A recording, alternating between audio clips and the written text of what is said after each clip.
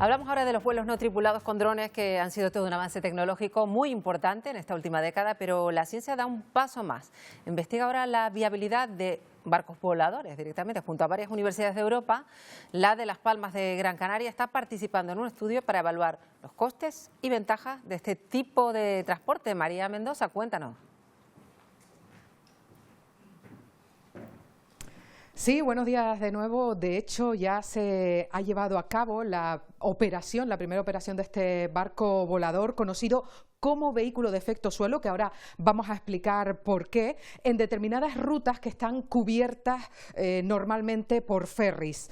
Un proyecto europeo, como dices, que tiene dos ventajas, que es más rápido que los buques marítimos y que cuesta menos dinero que los aviones o que el transporte aéreo. En el proyecto colabora la catedrática de Economía Aplicada de la Universidad de Las Palmas de Gran Canaria, Beatriz Tobar. Beatriz, muy buenos días. Buenos días.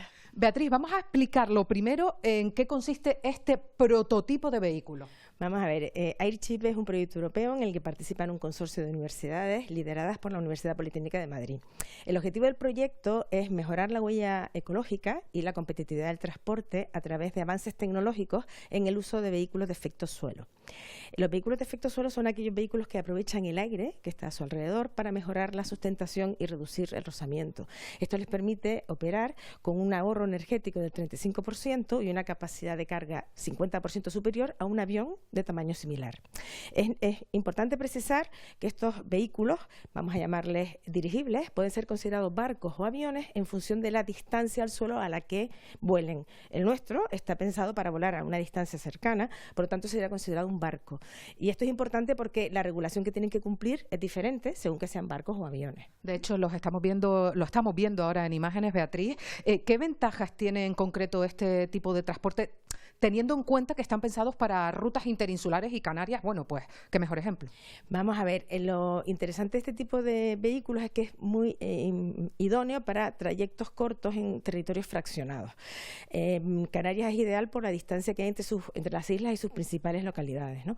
Además, si tenemos en cuenta que con respecto al barco va a mucha más velocidad y con respecto al avión se estima que es bastante menos caro, pues pensamos que podría ser interesante analizar si había algún nicho de mercado donde este dirigible pudiera ser económicamente viable en las islas.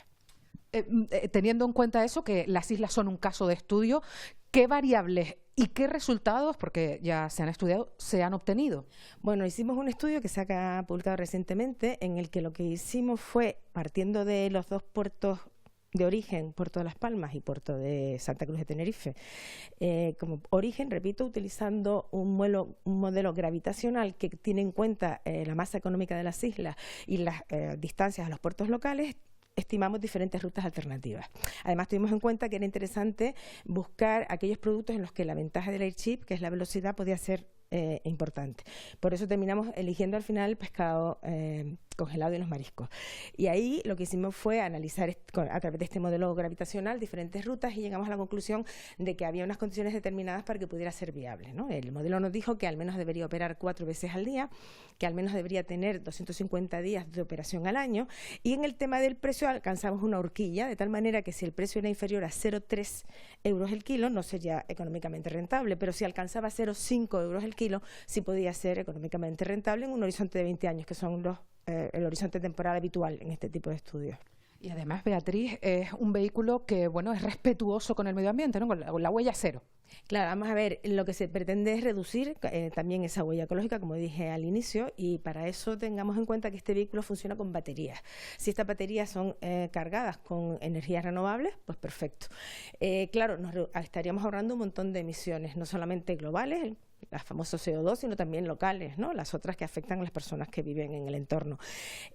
Nosotros hemos sido muy conservadores en nuestra estimación en este trabajo y no hemos tenido en cuenta esos ahorros de emisiones que pueden monetizarse e incluirse en el proyecto.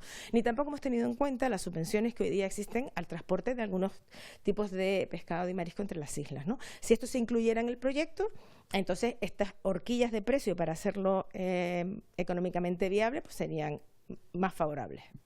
Pues Beatriz, muchísimas gracias por atendernos en Buenos Días Canarias, para contarnos pues ese proyecto de barco volador que, bueno, a primeras suena así un poco curioso, llama la atención y que, según nos ha explicado Beatriz Tobar, catedrática de Economía de la Universidad de Las Palmas de Gran Canaria, podría ser viable y rentable aquí en las islas en un futuro, quién sabe.